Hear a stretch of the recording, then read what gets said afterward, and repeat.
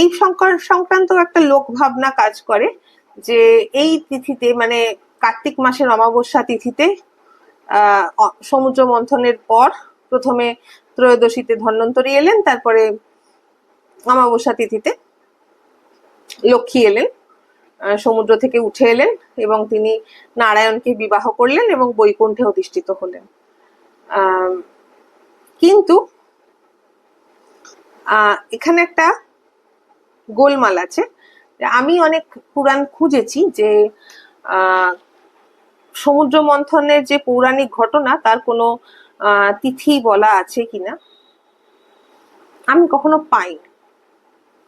তবে এই যে আমি বারবার আপনাদের বলছি যে আমাদের একটা স্কন্দ পুরাণ, যেটা বেশ পরবর্তীকালের পুরাণ আছে এবং সেটা আকারে বিশাল, এবং তাতে বেশ দীপাবলি সম্পর্কে নানান রকম উৎসব সম্পর্কে বেশ বলা আছে।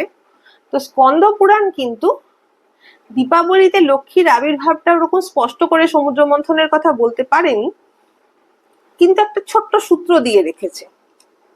সূত্রটা কিরকম না, স্কন্দ পুরাণে একটা গল্প পাওয়া যাচ্ছে যে একটা সময় দেবতারা খুব খারাপ অবস্থার মধ্য দিয়ে যাচ্ছিলেন, স্বর্গলোক থেকে সব স্ত্রী চলে গেছে, অসুররা আক্রমণ করছে, দেবতাদের যাকে বলে একেবারে শ্রীহীন অবস্থা।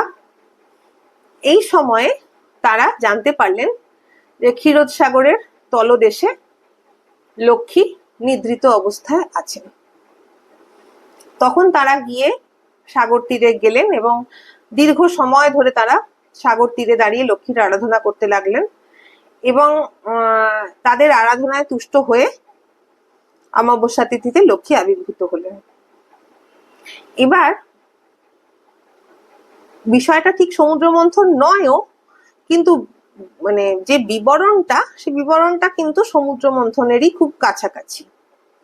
কাজে সমুদ্র মন্থনে লক্ষ্মীর আবির্ভাব পৌরাণিক যে মানে গল্পটা আমাদের এখন চলে, যে সমুদ্র মন্থনে লক্ষ্মীর আবির্ভাব কার্তিক মাসের অমাবস্যায় হয়েছিল এবং তারপরে তিনি